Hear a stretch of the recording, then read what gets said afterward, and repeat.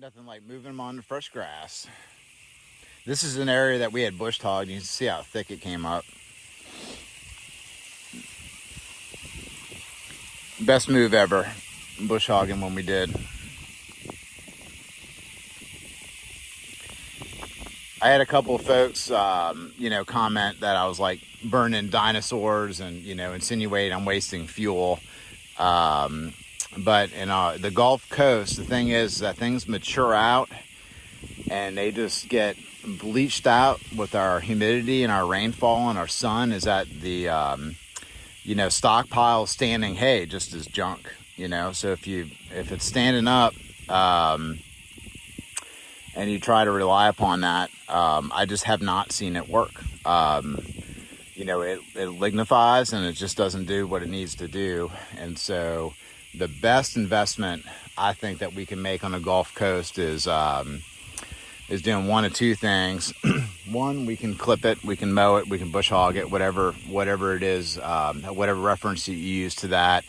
If you use a rotary motor, mower, or another type of mower to do that. And, you can do that, or you can have $500,000 in a huge herd that will start achieving those hundreds of thousands of pounds like per acre. And for us, the $5,000 tractor with the $500 bush hog. Actually, if I sold that bush hog right now, I'd probably sell it for scrap. The $4,500 rig, 30 horsepower tractor that I have. And I think to do this entire paddock, which is like 5 acres, I mean, I went through, 4 or 5 gallons of fuel. So you're talking about $15 plus the cost of the tractor. So cost of a brand new tractor and me sitting in the seat is about $70, $80 an hour. And I think it took me 3 hours to do that. So I've got all in my pay, full amortization by the hour on the tractor, fuel, lube, everything. It probably cost me about $240 to clip this entire paddock, which we have divided up into 2 grids, which is going to last us with the head of cattle that we have, the amount of grass that we have in here.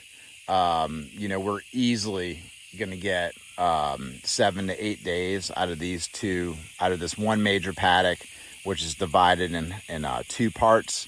We'll get 8 days of grazing out here, no problem. The only thing that we're going to have to give them is water and mineral. A totally good investment. I mean, $250 in that for 8 days. Plus, I dropped a huge amount of carbon on the ground. When I clipped it, let's say somebody came in and hayed it, they probably would have gotten, 4 to 8 round bales, worth of organic matter, out of here.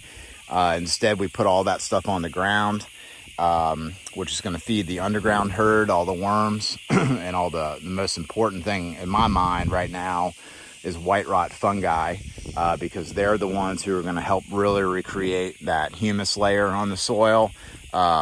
So a great investment mowing this field. Don't regret it for 1 second.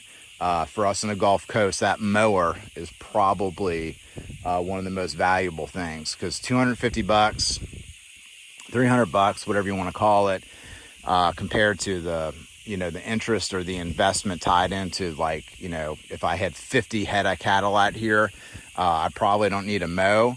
But right now, 50 head of cattle is a chunk of change that we don't have. Hopefully one day we'll have a herd of, 35, 40 at all times of stockers on our acreage basis. But that's a goal that we're working towards. And so, we just can't pull, 60 head out of a hat and call it a day. And if I did, I'd have to borrow the money. There'd be interest on that, a lot of risk associated. I'd rather have that $5,000, $4,500 tractor sitting up in the barn. So this is, proof is in the pudding here. strategically mowing your pastures on the Gulf Coast. I can't ask for anything better than this.